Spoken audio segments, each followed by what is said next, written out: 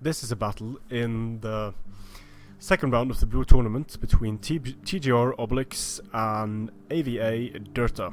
Obelix is commanding Nervii and Derta is commanding Tylis, one of the weaker barbarian factions against the top two barbarian faction.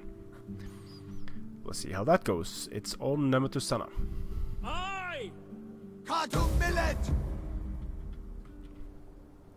So, for Nervii we have 2 light horse, 2 mighty horse, 2 levy freemen, 1 oath sworn in the back.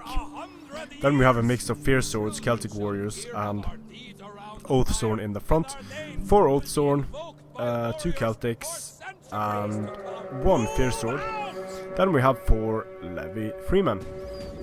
For Tylis we have, I guess we have 6 levy freemen, 6 tribals, 2 oath sworn, or maybe more oath sworn, 2 raiding horse.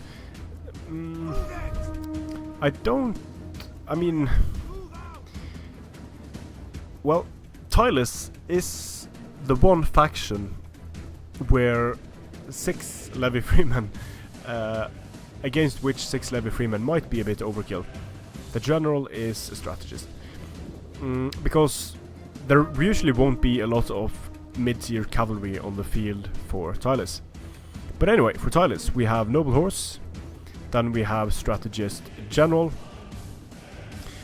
We have a total of 4 tribals, 2 oath sworn, maybe an additional tribal, yeah. So a total of 5 tribals, and I guess 3 oath sworn.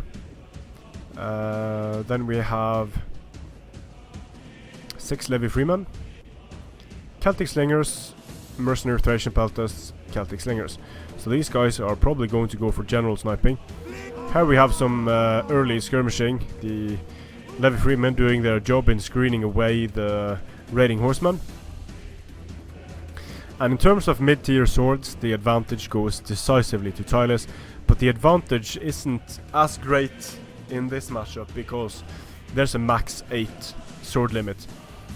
Still, this sword line of Obelix might find itself outmatched, even though he has the oath sworn. The Celtic warriors and the fierce swords are going to lose, and that could potentially open up the oath sworn to getting flanked. So he's sort of in a difficult situation here because he doesn't have any tools to do damage at range with, while Tylis has. And if he just engages in a straight up fight, I think it's fairly obvious he's going to lose. He's going to lose that fight. He needs great charges with his fierce swords in order for them to be viable. So that means frenzy. But with all of these units blocking, it's going to be super hard to pull off. So just a bit of screening early on. Not really killing anything from either side here.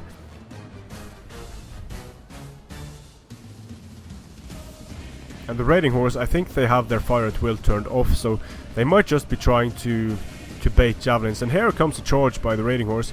They did lose quite a few raiding horse there. Killed only 6 and lost, wow, 12. They lost 12, so that was not a good charge by them at all. Levy freemen showing how dangerous they can be. There they just straight up missed. So Obelix is doing a good job in just screening away the raiding horse here. But now the raiding horse could get some shots off on the general. No, they're not going to. The Celtic light, very quick. But they ate a few, that is not good. They ate a few too many javelins there. Running after the raiding horse, but not really committing the Celtics, which is a good idea. And another charge incoming against the levy freemen. The levy freemen weren't able to get a good charge this time. So the raiding horse escaped without losing any men.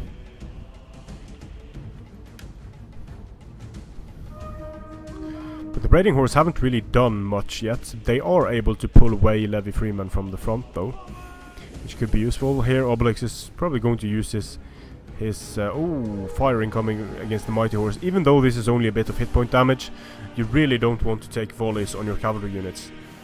They have terrible shields, and having depleted health is going to be super bad for cavalry units when they are in engagements. charge here, Levy Freeman against Levy Freeman. I think the Levy Freeman probably have an edge in this engagement. We're going to have a 2 against 1 situation. The infantry of Tylis moving up. Celtic warriors smashing into the Levy Freeman, but they are sort of charging in through their own unit.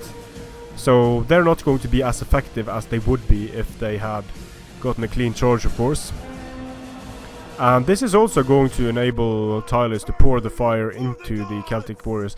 And putting the Fierce Swords in here, huge mistake by Obelix. The Fierce Swords are going to eat fire and they're not going to like it. They have terrible, terrible armor. And more firing coming here. The Oathsworn haven't taken any casualties yet. These raiding horsemen are mainly killing Levy Freeman. Nicely done here by Obelix in pulling away some of his Levy Freeman, because he's going to be needing them later. The Fierce Swords are racking up the kills against Levy Freeman in the center, but they are just killing Levy Freeman, and the follow-up from any one of these units, we'll just keep an eye out for that, because the follow-up from these units against the Fierce Swords should absolutely destroy the Fierce Swords. And here it comes, Tribals charging into the Fierce Swords, and look at what happens to the Fierce Swords. They don't have armor, they're only medium, and this is the end of the Fierce Swords. Same story over here with the Celtic warriors. So this was not a good trade for Obelix. It is a good trade for Tylis. They're going to be able to remove both 2 Celtic warrior units and 1 Fierce Sword. And that means that these Oathsworn are all alone and unsupported. So even though there are 5 Oathsworn on the field, it could potentially be difficult to use them to great effect against so many supporting units from Tylis. We'll see though. Here the tribal warriors are trying to surround these Celtic warriors, but they're going to get smashed in the rear by these Oathsworn, and I don't think they're going to like it if they're not into that sort of thing. They very well might be. They're not going to turn around in time, so they're going to get smashed in the rear. Very nicely done there. And the tribals, wow, they are dropping so fast. Here we have Oathsworn charging into these tribals. These tribals are going to lose now. But I quite like what Tylis is doing in just keeping his supporting units around to throw javelins and do damage at range. This mighty horse just being picked apart. Same over here with the raiding horse taking care of the Levy Freeman. Levy Freeman against Levy Freeman.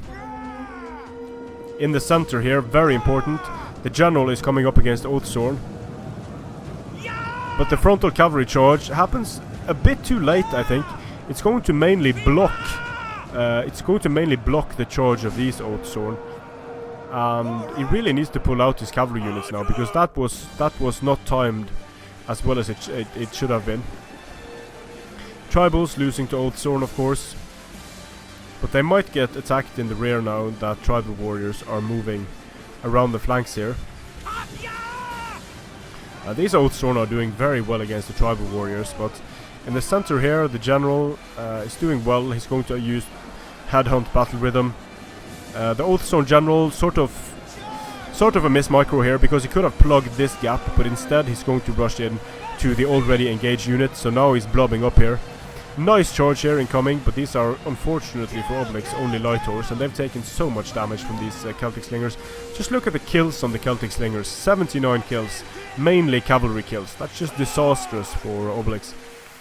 So his Oathsworn are engaged all across the line, but these Oaths are actually wavering, because they have taken so much fire from these mercenary Thracian peltasts.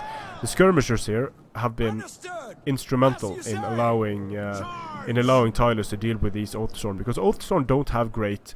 They have good armor, but they don't have a great chance to block enemy missiles. I believe it is 40%. I'm not 100% sure, but I think they have a 40% chance to block incoming enemy missiles, which is laughable compared to the Hoplon shields and Germanic wood shields, Germanic hex shields, and so on. Noble Horse is going to absolutely wreck the unit of Levy Freeman. And now things are not looking good for Obelix at all. Oathsworn rely on getting in, doing the damage. They don't have a great melee attack, which is true for most barbarian sword units. They don't have a great melee attack, so they really need their charge. And if they get pulled into prolonged engagements like this, even against mid-tier swords, and then get cycle charge repeatedly, get shot on, they're not going to do too well. And you'll see that on the kills these Oathsworn get. unsupported, Oathsworn are not going to do particularly well at all. And when they lost their very weak sword support, I think this was close to impossible for Obelix to pull off. Now, he could have used his cavalry a lot better, mainly in taking care of these skirmishers and not sending his own fierce swords and Celtic warriors in to clean up the enemy levy freemen, because that is basically just making the levy freemen a lot more effective than they would have been if the levy freemen had just fought it out between themselves. So I think Obelix knows very well what he did, what he could have improved on in this battle. You can see the tribals doing about as well as the Oathsworn. Neither of these Oathsworn units do particularly well, and although the kills on these fierce swords and these Celtic warriors look nice, it's mainly against levy freemen, which of course is what the levy freemen are there for. But look at the kills on the Celtic slingers here. 96 kills on Celtic slingers. Left alone for an entire battle, these units can do an amazing amount of damage. So congratulations to Derta for advancing to the next round. Strength and honor.